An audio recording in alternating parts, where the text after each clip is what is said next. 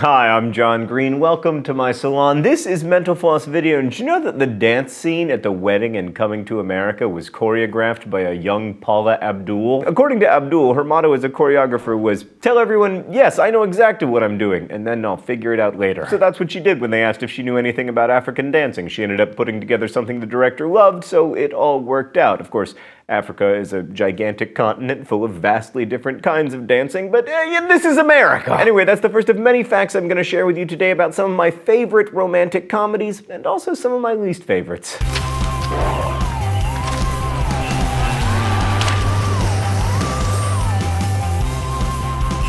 There's a Shakespeare and Company bookstore in When Harry Met Sally that inspired Nora Ephron to write You've Got Mail. The store closed due to competition from a Barnes & Noble, so she came up with the plot line of two competing bookstore employees in You've Got Mail.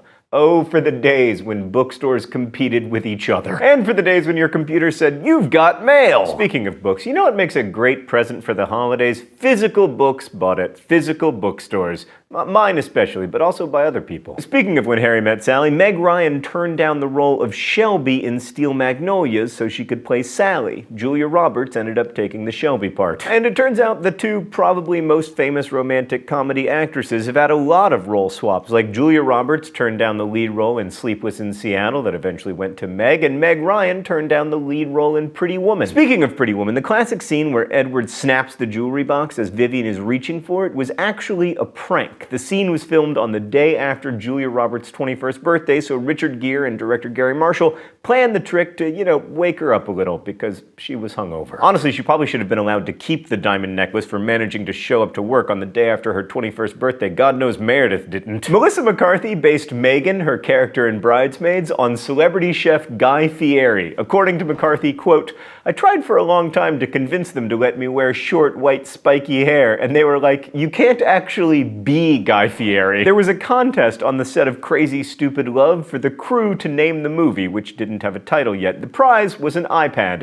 but nobody won it, and the directors stuck with their terrible working title. The funny thing about Crazy Stupid Love is that it's not a bad movie. It just has such a bad title that you assume that it will be. M. Night Shyamalan has claimed he ghost wrote the 90s rom-com She's All That. The credited screenwriter, R. Lee Fleming Jr., tweeted that wasn't true at all, but some have suspicions that Fleming is actually a pen name of Shyamalan, or maybe the trees did it. Or possibly an evil grandma. Anna Kendrick added the Cup song to Pitch Perfect. Originally, she was going to sing another song, like I'm a Little Teapot, but she'd learned the Cup song after seeing a viral video of it on Reddit, and so they put it in the movie. Speaking of little teapots, look how little this one is. It's one of the smallest items on our wall. Katharine Hepburn wanted her future significant other, Spencer Tracy, to co-star in the Philadelphia Story with her, and this was before the two had ever worked together, possibly before she'd even met him, but he was unavailable, and so James Stewart got the part. I noticed that here in the script, Meredith wrote, "Insert flawless James Stewart impression," to which I say, no. Before Clueless became a movie, Amy Heckerling and her producing partner, Twink Kaplan, pitched it to 20th Century Fox as a TV show,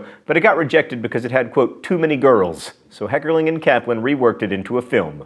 A perfect film. The greatest film of the 20th century. Well, other than Hitch. Speaking of Hitch, it was almost called The First Last Kiss. The Switch was originally called The Baster, because artificial insemination, and While You Were Sleeping was originally known as Coma Guy. I honestly don't know which of those is worse. Speaking of While You Were Sleeping, in the film, there's a newspaper boy who tries to throw a newspaper and then fails. That was actually an unplanned moment. That kid broke his wrist. Paul Simon signed a deal to write 3 new songs for the movie The Graduate, but he was touring a lot and he only turned in 1 song before the film was done being edited. And then he met with director Mike Nichols and played a little of a song titled Mrs. Roosevelt, which he hadn't written for the movie. Instead, he said it was a song about the past. Nichols convinced him to change the title to Mrs. Robinson. The classic 1934 romantic comedy It Happened One Night was the first film to win all 5 major Academy Awards for picture, director, actor, actress, and screenplay. The only other 2 films to do this, One Flew Over the Cuckoo's Nest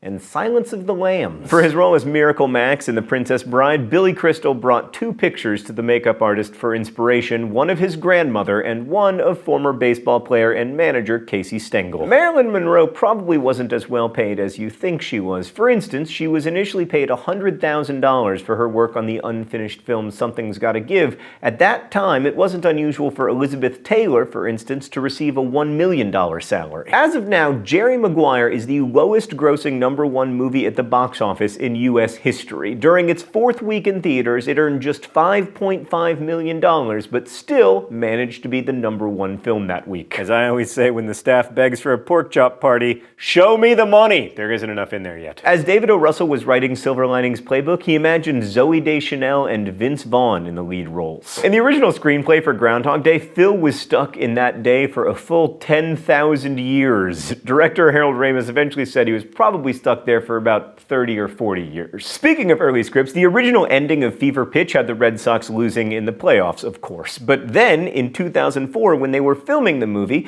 there were 3 games that indicated, that the Red Sox had a pretty good chance to win the World Series. So the Farrelly brothers decided to have Jimmy Fallon and Drew Barrymore attend the next game, and the Red Sox won. So Fallon and Barrymore rushed the field in character to kiss, which ended up in the movie. Tom Hanks and his wife Rita Wilson are partially responsible for the success of My Big Fat Greek Wedding. Wilson brought Hanks to one of Nia Vardalos' stand-up performances and convinced him that they should produce a movie about it. The film Coyote Ugly was based on an article published in a 1997 issue of GQ that was written by Elizabeth Gilbert, who went on to write Eat, Pray, Love. And finally, I returned to my salon to tell you that before Bridget Jones's Diary went into production, Rene Zellweger spent 3 weeks undercover working at a publishing firm in the United Kingdom. She spent her days doing pretty ordinary tasks, answering phones, calling literary editors, making photocopies, and of course perfecting her British accent. According to her boss, only a few people noted that she looked, quote, just like the girl from Jerry Maguire,